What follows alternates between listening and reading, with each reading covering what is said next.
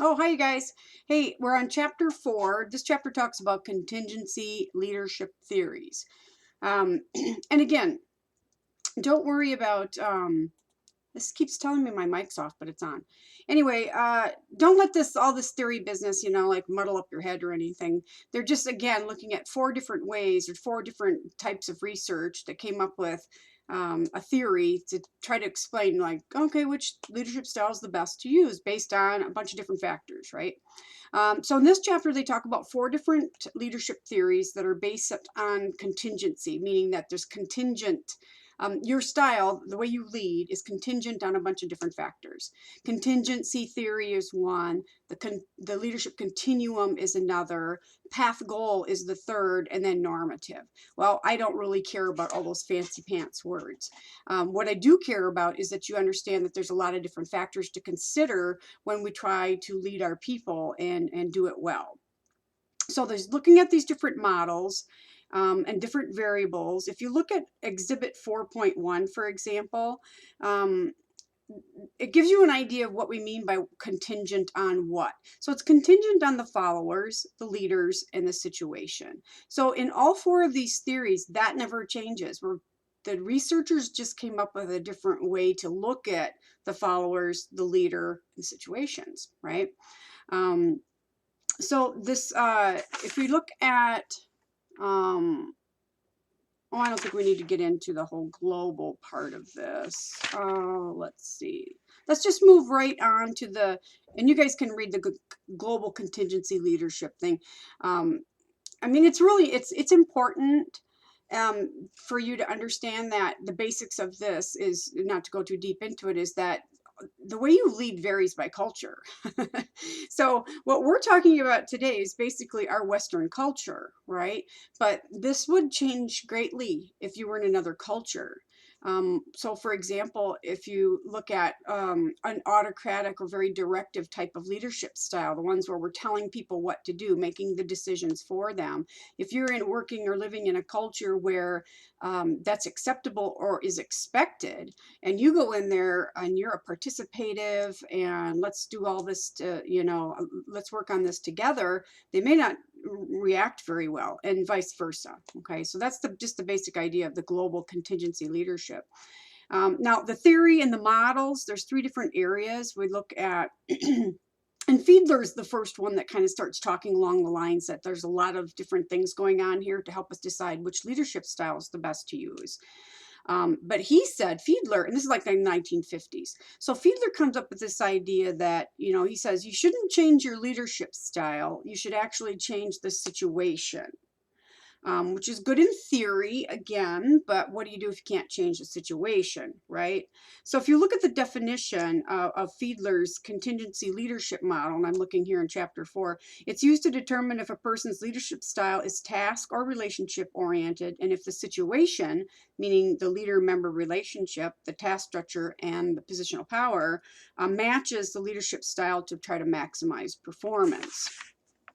So if you look at Exhibit 4.2, Fiedler's telling us he's looking at the followers. Again, this never changes, right? Followers, leaders, situations, and then the different styles. But he's talking about the leader-member relationship versus the situation. Leader-member relations, the task structure, and that position power. And then the two styles he's referring to then is task or relationship. Don't get all hung up on this LPC, least preferred coworker business, blah, blah, blah. He's saying that you should know yourself first, understand yourself first, and what's your preferred style. So when you're going to do self-assessment, number one, and you're going to be doing it, I think, in the project somewhere too, but as you read, go through and do these, you're just kind of, now you're going back to chapter 3 and looking at your self-assessment, and you're just plotting it on here in a self-assessment number 1. So for example, I have an 8, which is high task leadership, and then a 10 for high relationship leadership style. So I'm on the higher spectrum, on the spectrum on the higher end for both. And according to Fiedler, he says you primarily should be either task or relationship oriented. And then whichever one is your primary. Well, I'm only 2 points off as being, relationship being my primary. So he's saying then, okay, what are the situational factors that affect the way we should lead? And he's talking about like how much control does the leader have over the followers, for example, right? And it's based on these different situations. So how well do they get along? That's that leader-member relations, right? How much structure does the job itself have? That's the task structure he's referring to. And then positional power, like do you have the power to whatever you need to do? In their case here, they're talking about, do you have the power to assign the work? To reward people, to punish, hire, fire, or do any of these things. Now, this is important when you're in a situation on a team project, for example, or on a committee. You're generally equals on these committees. You're not necessarily someone's boss, so your positional power may be nil, right? So that's where that reverent power, getting along with people, comes in pretty darn handy. So then he says, now after you know that and you look at these three different things, you can determine the appropriate leadership style. And that's where he gets into creating those decision trees, and then how we should change our situation, and then how you can change the situation, right? So he's talking about just an example here from the book when he says changing the situation. If the relations are poor, the leader can work to improve them by showing interest in their followers, right? And we should already be doing that anyway. So this is granted, this was talked about in the 50s when we weren't necessarily studying this, but we already know these things now.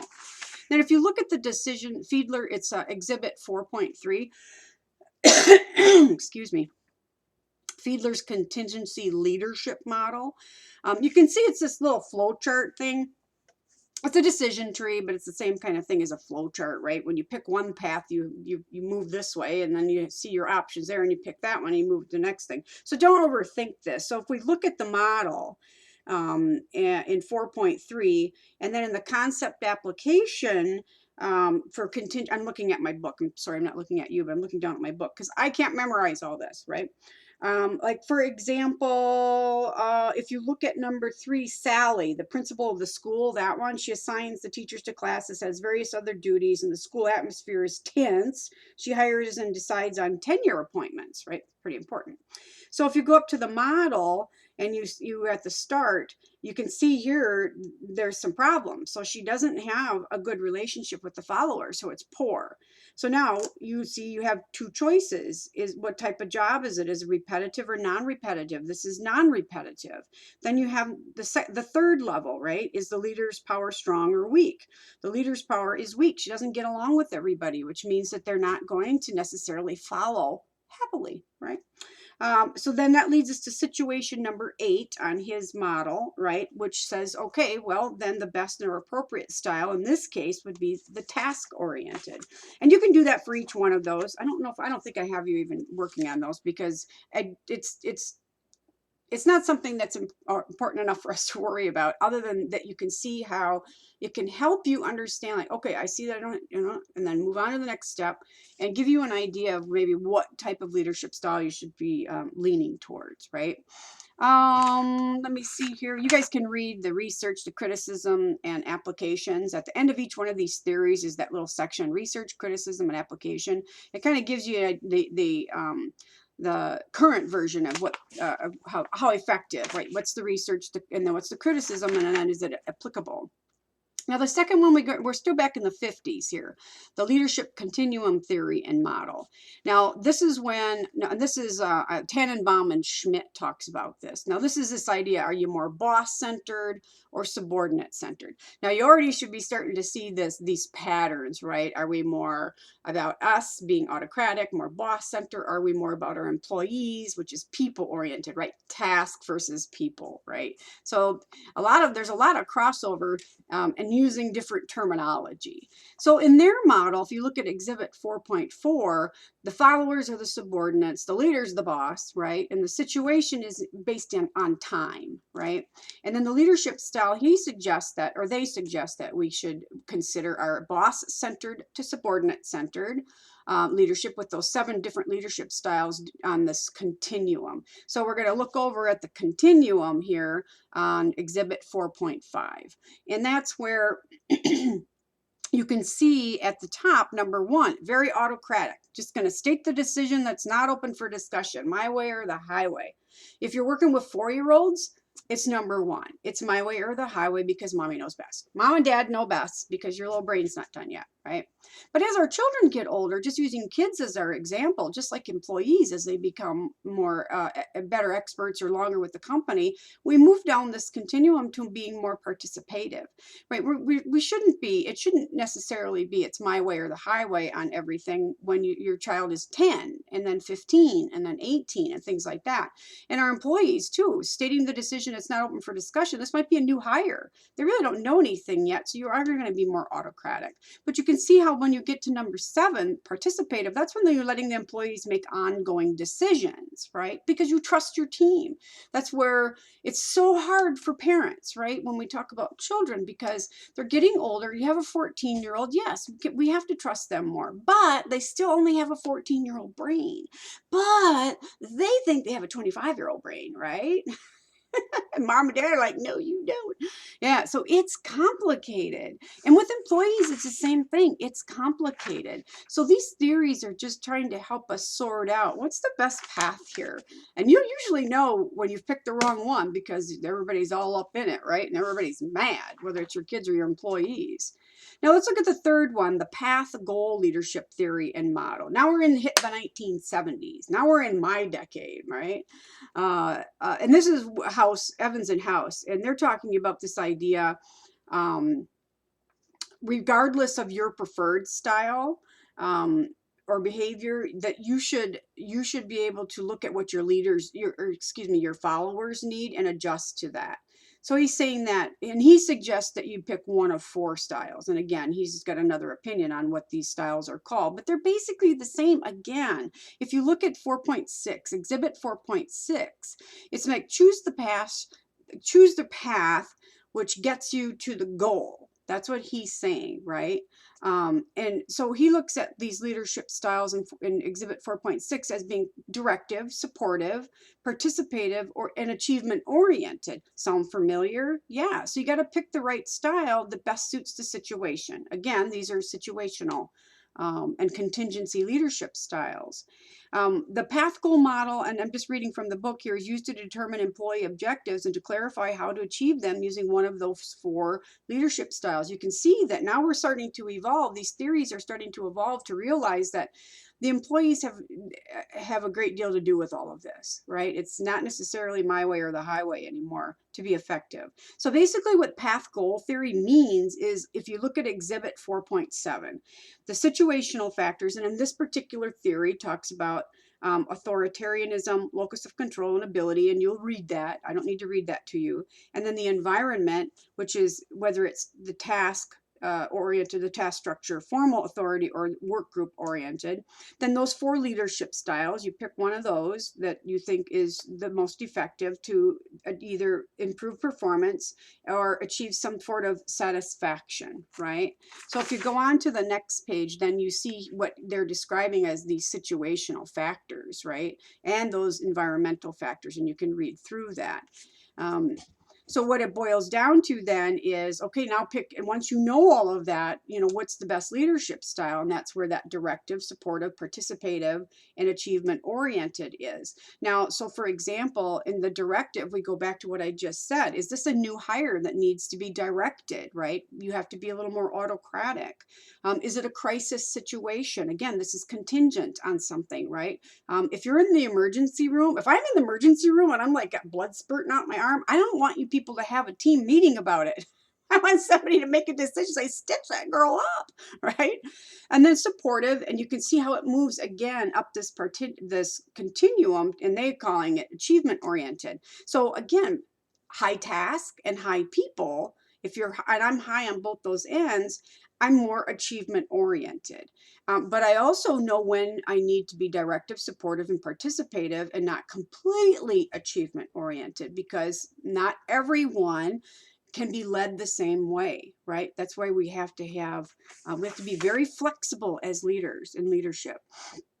Again, you can read the research, the criticisms, and the applications. And then now we're on to that normative leadership theory and those models. This is the last one, the fourth of these contingency leadership styles. This is Vroom. We're still in the 70s. Oh my gosh, 1973. I was 13. Ugh, that was a million years ago. So decision making. Here he's talking about this idea that there's time has a big factor, has a big role to play in this. He uses time as the driving force behind this. Do we have time to debate this? Which is really important for you to understand. Even if you have someone that you usually are very participative with, they know their job and all of a sudden a deadline comes down from way up above our pay grade, right? And you're like, okay, that just went out the window, people. We have no time for this. We're going to do this. We have to make a decision, that kind of thing. And then now he's talking about these, if you look at Exhibit 4.8, these different leadership styles, he's got 5, right? Oop, 5, right? Deciding, consulting individually, consulting as a group, facilitating, and then delegating. And so if one thing to, and if you look at the definitions of these, again, you're going to see some familiar terms, right? Should all be starting to sound a little bit familiar. The decide is a lot like the deciding that we talked about before. The consult the individual and the consulting the group is basically, to me, under that whole category of consulting, right? And then facilitate is the facilitating style we've talked about before, and the delegating is the delegating style we've talked about. And again, you see how it's moving from being autocratic to more democratic, right? Autocratic, democratic to participative. And then, they on Exhibit 4.9, this is the time-driven model. The one on the next one is the Exhibit 410 is the development-driven model. We don't need to go through these. You guys can look through these at your own time and on your own time, but you start with a problem statement. And again, it's just another way to map out this flow chart business, right? And if something, and there, if you look across the top, there are the 7 different criteria. So decision significance, if it's high, like it's important, then you can see how all of a sudden you lost the bottom half of your choices, right? And then you just move through the model, and it ends again with this leadership style. And these are really neat little models for you just to kind of, pad your way through and say, oh, that's kind of interesting. I guess I didn't think about that being something where I should maybe be delegating more. These are important things for you to consider with your the subject for your ED project, right? Because if you're leading inappropriately, you're probably struggling. And that might be one main reason why you're struggling with someone or your team or whatever it is. Now, how to select whether it's time driven or development driven, you guys can read that. Now, determining the appropriate leadership style, again, you can read the research, the criticism, and the applications on that on your own. Now, putting the behavioral and the contingency theories together, because the other chapter was about the behavioral stuff. This chapter is about contingency. Again, look at Exhibit 4.11. A lot of similarities, isn't there? So you look at the behavioral theories that we looked at, and that was chapter 3, right? Like the Iowa State, Michigan State, Ohio, and then the leadership grid, and then contingency theories, right? It basically boils down to like this continuum of being autocratic to being more and more and more democratic and participative, right? And on Exhibit 4.12, you guys can read through that. Again, it shows you all the comparisons. It makes the comparisons for us. Now, the last one to talk about is the leadership substitute theory. So when do we not need a leader? This is kind of an interesting theory. I like this kind of idea a little bit. And there's basically like self-managed teams, which is a big deal, and it's much more in vogue now than it had been in the past. We've talked about that a few decades ago in business. That was pretty popular, but now with a global economy, right, and we have teams made up of people all over the world, right, we're not necessarily together all the time. Self-managed teams become pretty important. You don't have a leader that's necessarily physically there with everybody, right? And the other thing is how highly skilled are the employees? Do they need your leadership? I need very little leadership. I know what needs to get done, and they trust me. It's a real trust thing. If I got somebody hovering over me and telling me what to do all the time, I'm job hunting. Because I'm very responsible in that way. And I know when it's time to go to my boss and say, listen, I'm stuck on something because I can't do it all, right? And again, you can read the last part of that, the research, criticisms, and applications. So that gets us through this another, just I think it's like the last chapter of all gobbly. Sounds like gobbledygook with the terminology. So we're right back to kind of where we started, right? Okay, what's the best way to lead our people? There's no one straight answer for that, right? It just takes a lot of study and education, read lots of books like this, and practice, right? All right, you guys, we'll see you for the next chapter. Bye.